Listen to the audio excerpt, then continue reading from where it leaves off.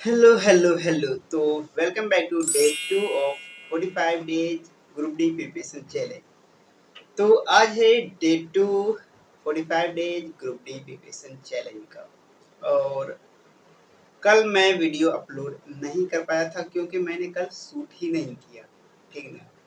तो वैसे कल कल था शनिवार, और शनिवार को ज़्यादा शनिवार को टेस्ट भी चलता है नहीं, तो टेस्ट भी नहीं था और ज़्यादा मैंने पढ़ा भी नहीं। 3 चैप्टर मैंने बायोलॉजी का पढ़ा था और आज भी मैंने 3 चैप्टर पढ़ा है, यानी कि 3 दिन 6 चैप्टर मैंने बायोलॉजी का भी पढ़ करके ख़त्म किया है। तो अभी फ़िलहाल साइंस में शुरुआत की है बायोलॉजी से ही। तो बायोलॉजी का पहले पूरा जितना भी चैप्टर है उसको पढ़ करके ख़त्म करना है। उसके बाद फिर पढ़ेंगे केमिस्ट्री, उसके बाद फिर पढ़ेंगे फिजिक्स। क्योंकि मेरा फिजिक्स 3 4 5 बार से ज़्यादा बार हमको लगता है पढ़ा हुआ है पहले से भी। बायोलॉजी पर हम बहुत कम ध्यान दिए हैं शुरू से ही, तो बायोलॉजी पर हमको थोड़ा सा ज़्यादा ध्यान देना पड़ेगा नंबर बढ़ाने के लिए। और अभी जो सेट मार रहे हैं हम, क्वेश्चन जो लगा रहे हैं इसके जा सर के यहाँ ऑफलाइन जा करके, तो उसमें बायोलॉजी का क्वेश्चन थोड़ा सा ज़्यादा आ रहा है, तो बायोलॉजी पर थोड़ा सा ज़्यादा ध्यान देना पड़ेगा अभी। और बायोलॉजी का क्वेश्चन सबसे ज़्यादा आ रहा है, उसके बाद केमिस्ट्री का, उसके बाद फिजिक्स का। फिजिक्स का सबसे कम क्वेश्चन दे रहे हैं सर। और ग्रुप डी के एग्जाम में देखा जाए तो तीनों से लगभग लगभग सेम क्वेश्चन ही रहता है। उसमें फिजिक्स से थोड़ा सा ज़्यादा क्वेश्चन रहता है, उसके बाद केमिस्ट्री से रहता है, उसके बाद बायोलॉजी से। बायोलॉजी से वैसे उसमें सबसे कम क्वेश्चन आता है, फिर भी उसमें 5 6 क्वेश्चन तो बायोलॉजी से मतलब एवरेज रहता ही रहता है हर एक शिफ्ट में। जैसा कि हमने प्रीवियस वाला एग्जाम दिया है, जो 2025 में एग्जाम दिया है मैंने, तो उसमें देखा है कि उसमें 5 6 एग्जाम तो पूछता है। और और बाद बाकी फिजिक्स उसके बाद वेटेज रहेगा। फिजिक्स का सबसे ज़्यादा वेटेज रहेगा, उसके बाद बायोलॉजी का, उसके बाद फिर केमिस्ट्री का। तो फिजिक्स का तो लगभग क्वेश्चन बन जाता है, बनता छूटता जो क्वेश्चन है बायोलॉजी का, क्योंकि बायोलॉजी में इतना न मतलब बारीक बारीक चीज़ है कि थोड़ा सा इसमें कंफ्यूजन बहुत ज़्यादा हो जाता है ना। टिश्यू है जैसे कि कोशिका हो गया, या तो फिर और भी जो चैप्टर है उसमें से लगेगा सेम टाइप का ही नाम है, तो नाम उसका याद करने में थोड़ा सा डिफिकल्टी होता है। इसके चक्कर में जो कंफ्यूजन बहुत ज़्यादा बढ़ जाता है, लगता है इसमें ये होगा या बी होगा, इसके चक्कर में वो गलती मारा जाता है क्वेश्चन। तो मेरा जो क्वेश्चन सबसे ज़्यादा गलती हो रहा है वो साइंस में बायोलॉजी में ही हो रहा है। उसके बाद केमिस्ट्री में, और इधर हो गया उसके बाद केमिस्ट्री में। उसके बाद बात करें अगर मैथ्स का, तो मैथ्स में एडवांस मैथ में थोड़ा थोड़ा क्वेश्चन छूट रहा है, इसको कि अभी रिवीजन करेंगे। उसके बाद आते हैं इधर, उसके बाद रीजनिंग में जो है कुछ कुछ क्वेश्चन सिटिंग अरेंजमेंट का सर दे रहे हैं, बहुत ज़्यादा ज़्यादा बड़ा। और कुछ क्वेश्चन जो है नंबर सीरीज वाला है, नंबर सीरीज वाला कुछ क्वेश्चन छूट रहा है, क्योंकि नंबर ऐसा सीरीज दे रहे हैं जिसका हाथ पैर रहता है, कुछ था पता नहीं चल रहा है। तो देखते हैं इसका क्या अभी कैसे करना है। और अभी जो टीचर जो करवा रहे हैं ये सब का डिस्कशन ग्रुप डी का, वो सब नया नया टीचर सर ला दिए हैं। इसके साथ सर उसमें इसके साथ खुद से करा रहे हैं नहीं। और भी जो टीचर थे, रीजनिंग वाला टीचर थे गौरव गिरिराज सर, वो भी नहीं करा रहे हैं। और मैथ वाला टीचर जो सर थे रोशन मिश्रा सर, वो भी नहीं करा रहे हैं। सब के सब टीचर बदल दिए एक तरफ से। ये सब जो नया नया टीचर आए हैं ये सब आएंगे, इसका सी होगा। आसान जो क्वेश्चन रहेगा उसको आकर के एकदम बढ़िया समझाएंगे, एक्सप्लेन करेंगे पूरा अच्छे से। और जो क्वेश्चन भारी है, जो क्वेश्चन समझाने लायक है, उसका कहेंगे ये इसका ये होता है, इसका बी होता है, ये कैसा सोल्यूशन कर रहे हैं आप, इनको समझ में नहीं आता है। इसी के चक्कर में हम देखते नहीं है, फिर एक दो वीडियो देखते हैं मूड खराब हो जाता है, फिर देखे बंद कर देते हैं। और और जो सर तो फिलहाल के लिए सर एज के साथ जो है अभी डिस्कशन करवा नहीं रहे खुद से, और टीचर भी दिए बदल। तो आप देखते हैं फिर से कब अब सर खुद करवाते हैं डिस्कशन, या तो फिर खुद से ही करना पड़ेगा, और दूसरा यहाँ पर कोई उपाय है नहीं। और मैंने दूसरा किसी प्लेटफॉर्म का खरीदा भी नहीं है, परचेज भी नहीं किया टेस्ट। तो अभी फिलहाल के लिए सिर्फ ऑफलाइन ही जाते हैं वहाँ पर टेस्ट मारने के लिए, उसके बाद किताब पढ़ते हैं अपने से जो है। और प्रीवियस ईयर वाला क्वेश्चन ग्रुप डी का क्वेश्चन मैंने अभी नहीं खरीदा है, जो 2025 में हुआ है ये वाला अगर पता करेंगे मार्केट में अगर आ गया होगा तो ये वाला क्वेश्चन भी हम खरीद लेंगे और इसको बनाने का प्रयास करेंगे, क्योंकि प्रीवियस ईयर से जो है बहुत ज़्यादा क्वेश्चन लड़ता है तो इसमें बहुत ज़्यादा हेल्प करेगा।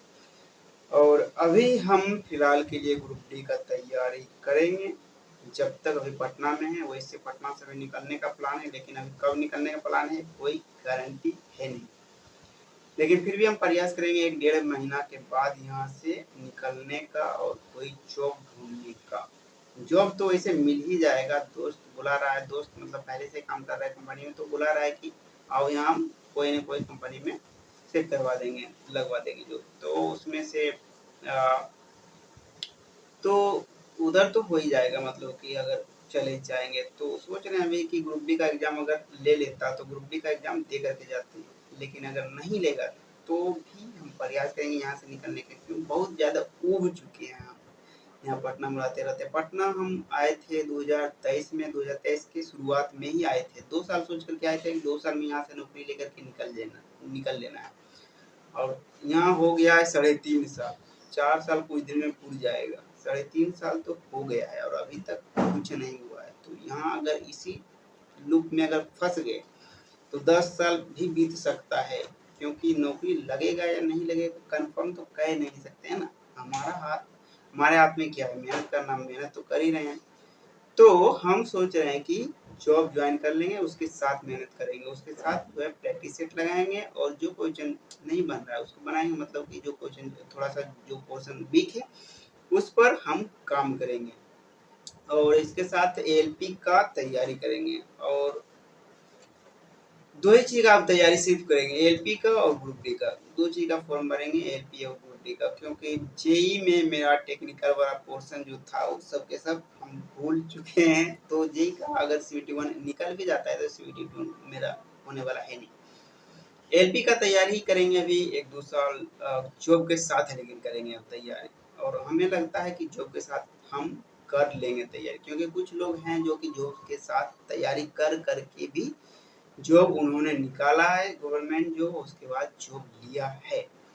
तो जॉब के साथ तैयारी करेंगे तो एक चीज ये फायदा होगा ना कि एक मेंटल प्रेशर नहीं रहेगा दिमाग में कि ये नहीं होगा तो आगे क्या करना है ना, तो ये खत्म हो जाएगा। तो आराम से बाद बाकी सिर्फ उसी पर फोकस रहेगा। और मेरा जहाँ तक पढ़ने का सवाल है तो लगभग मैंने पूरा सिलेबस लगभग खत्म कर ही दिया है पढ़ करके, तो अब तो सिर्फ रिवीजन करना है ना, सिर्फ रिवीजन करना है तो उसके लिए हो जाएगा मेरा। और एलपी का मैंने एग्जाम भी निकाला हुआ है तो मुझे पता है कि कैसे कहाँ पर कमी है और किस पोर्शन पर ज़्यादा ध्यान देना है। तो आगे का प्लान मेरा कुछ यही होने वाला है। तो इसके लिए और प्राइवेट जॉब में ज्वाइन करने के लिए कुछ न कुछ स्किल होना चाहिए, तो स्किल के लिए मैं अभी एक्सेल सीख रहा हूँ, क्योंकि एक्सेल बहुत ज़्यादा काम आने वाला और एक्सेल ज़्यादातर इंडस्ट्री में खोजता है। तो अभी मैं उसके लिए 1-1.5 महीना जो टाइम है इसमें मैं एक्सेल सीखने वाला हूँ। उसके बाद 1-2 जो युवा एआई प्रोग्राम करके इसे शायद एआई का सर्टिफिकेशन होता है जो, वो मैं लेने वाला हूँ 1-2 करके इस टाइप से। उसके बाद मैं जाने वाला हूँ, तो उसके बाद फिर साथ में करना है तैयारी, उसके साथ जो के साथ रहेंगे तैयारी, तो फिर एक प्रेशर नहीं रहेगा दिमाग पर कि अगर आगे की चल करके नहीं होता है इधर फाइनली तो क्या होगा, है ना। तो ये मेरा रहने वाला है प्लान। और आप लोगों का अभी आगे नेक्स्ट प्लान क्या है, आप लोग कमेंट में जाकर के जरूर बताइएगा। और जिनका जिनका एलपी CVT1 का निकल गया है वो लोग अच्छे से तैयारी कीजिए। CVT2 जो है CVT1 से बहुत ज़्यादा इम्पोर्टेंट है और इसमें कट ऑफ उससे भी ज़्यादा जाएगा। ये पहले से मेंटली प्रिपेयर होकर के चलिए। और पार्ट बी में पासिंग मार्क्स लाना बहुत ज़्यादा ज़रूरी है, तो पार्ट बी को इग्नोर करके आप नहीं चल सकते हैं। पार्ट बी को भी आपको सेट अभी से लगाना चालू कर देना है और साथ साथ में सेट लगाइए, दोनों का पार्ट ए का और पार्ट बी का साथ साथ में सेट लगाना भी चालू कर दीजिए। और उसमें 27 नंबर लाना है, इम्पोर्टेंट 26.25 नंबर लाना होता है, लेकिन 27 नंबर मान के चलिए कम से कम, यानी कि आपका टारगेट होना चाहिए कम से कम 35 नंबर जब टारगेट होगा तो 27 नंबर आ जाएगा। तो 35 नंबर टारगेट लेकर के आपको चलना है सीबीटी 2 में, सीबीटी 2 के पार्ट बी में। और पार्ट ए में 80 प्लस आपको कम से कम लेकर के चलना है, तब जाकर के इस बार रिजल्ट होने वाला है। वैसे मेरा अगर बोर्ड में देखें, बेंगलोर बोर्ड में, तो मेरा 84 प्लस में जाकर के कटअप बना था, ओबीसी से बता रहा हूँ मैं। यूआर में तो उससे भी ज्यादा से बना था, यानी कि 84-85 प्लस ही आपको लेकर के चलना पड़ेगा, तब जाकर के आपका कटअप बनने वाला है। तो इस बार थोड़ा सा और ज्यादा टफ होने वाला है। तो सीबीटी 1 जिनका निकल गया वो निकल गया भाई, सीबीटी 2 को मजाक में नहीं लीजिएगा आप लोग, है ना। तो सीबीटी 2 का अच्छा से तैयारी कीजिए। We will meet in the next video. Till then keep learning and keep growing. Thank you so much.